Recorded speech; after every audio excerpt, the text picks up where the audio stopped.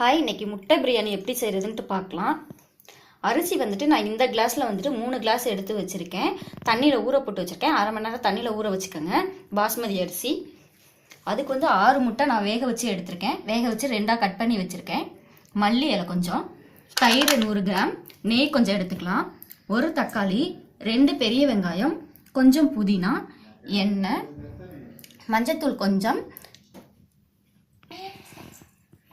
பிரியாணி மசாலா வந்து 1 டீஸ்பூன் எடுத்திருக்கேன், இஞ்சி பூண்டு பேஸ்ட் 1 டீஸ்பூன், உப்பு 1 டீஸ்பூன், மிளகாத்தூள் 1 டீஸ்பூன், பச்சை மிளகா 2 பச்சை மிளகா கட் பண்ணி வச்சுருக்கேன். இப்போ எப்படி செய்யறதுன்ட்டு பார்க்கலாம்.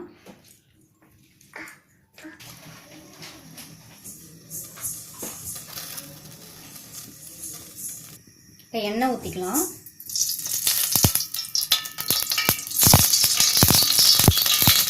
எண்ணெய் வந்து ஒரு 3 டீஸ்பூன் ஊற்றிக்கோங்க.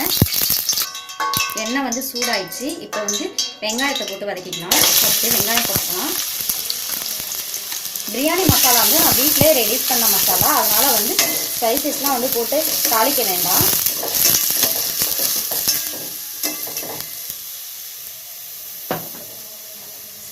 நல்லா வதங்கட்டும். கொஞ்சம் ப்ரௌன் கலராக வரட்டும், அப்போ தான் பிரியாணி டேஸ்ட்டாக இருக்கும்.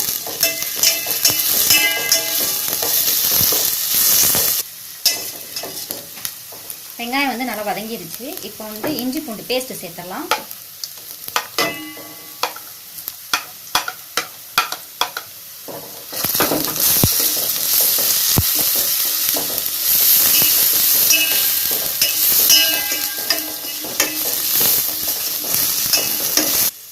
பச்சை மிளகாய்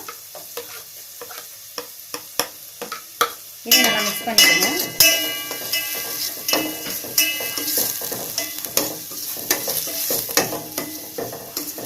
இப்போ பிரியாணி மசாலா, மஞ்சத்தூள், மிளகாத்தூள், உப்பு இது எல்லாத்தையும் போட்டு மிக்ஸ் பண்ணிடலாம்.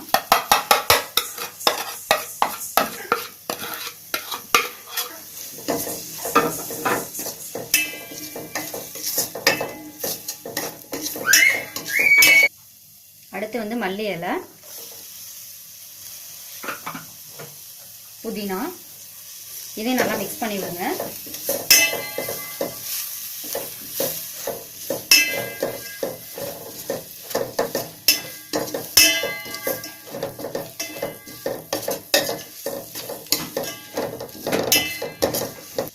தயிர் ஆட் பண்ணிடலாம்.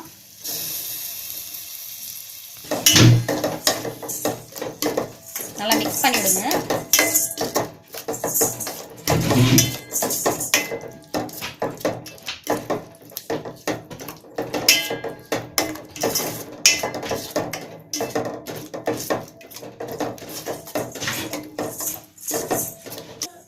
நெக்ஸ்ட் வந்து தக்காளி மிக்ஸ் பண்ணிடலாம். தக்காளி வந்து நல்லா வதங்கட்டும்.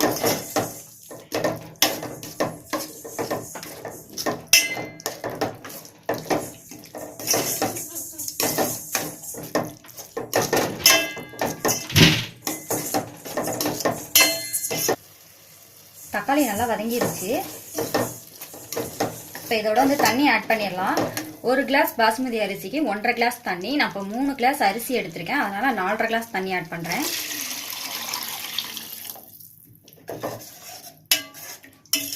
நல்லா மிக்ஸ் பண்ணி விடுங்க.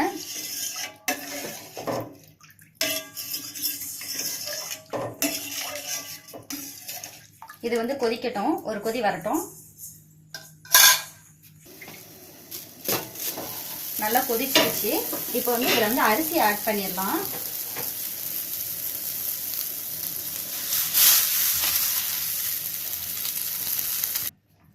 நல்லா மிக்ஸ் பண்ணி விடுங்க.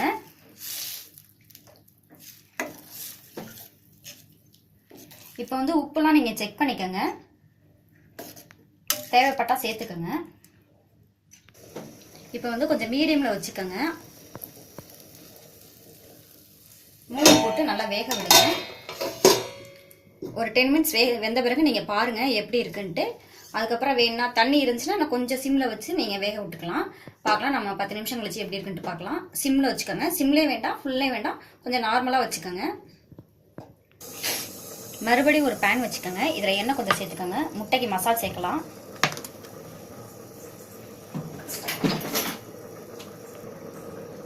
மஞ்சத்தூள் கொஞ்சம்,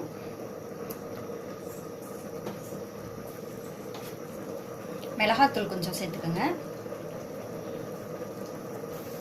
சிம்மில் வச்சுக்கோங்க, கருகிராமல் பார்த்துக்கோங்க.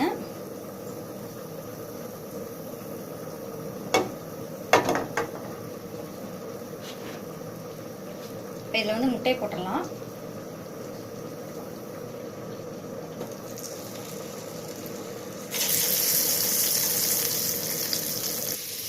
இது வந்து ஒரு 3 மினிட்ஸ் இருக்கட்டும். சிம்லேயே வச்சுக்கோங்க, கரிச்சிடாமல் பார்த்துக்கோங்க.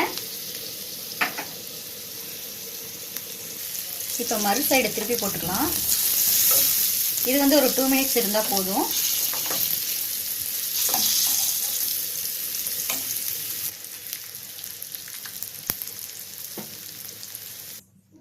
முட்டை மசாலும் ரெடி ஆயிடுச்சு. இப்போ வந்து சாப்பாடு பார்க்கலாம். பிரியாணி சாப்பாடும் வெந்திருக்கு. இது வந்து 10 மினிட்ஸ் ஆகலைங்க, 7 to 8 மினிட்ஸ் தான் இருக்கும். இப்போ இந்த ஸ்டேஜில் வந்து நம்ம முட்டையை ஆட் பண்ணிடலாம்.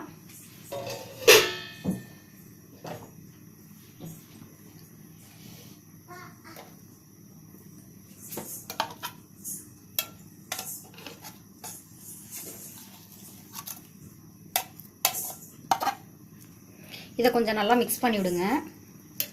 ரொம்ப நல்லா மிதமாக கொஞ்சம் பொறுமையாக மிக்ஸ் பண்ணி விடுங்க.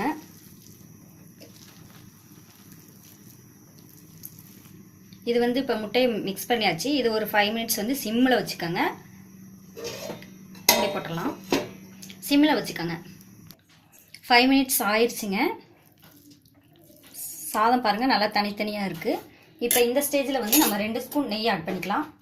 உங்களுக்கு தேவைப்பட்டால் சேர்த்துக்கோங்க, இல்லைனா அவாய்ட் பண்ணிடுங்க. நெய் சேர்த்திங்கன்னா டேஸ்ட்டாக இருக்கும்.